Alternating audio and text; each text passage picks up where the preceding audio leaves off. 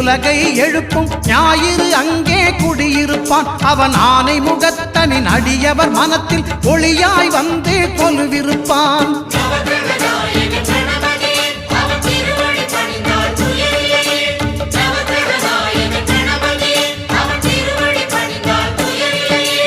ஒன்பது கோளும் ஒன்றாய் காண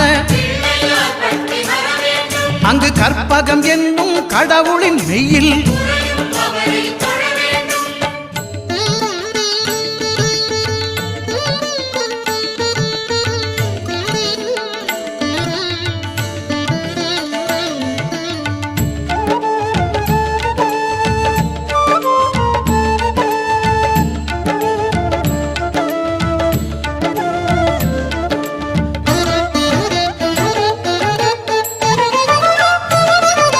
திங்கள் பகவான் திருமுகம் காண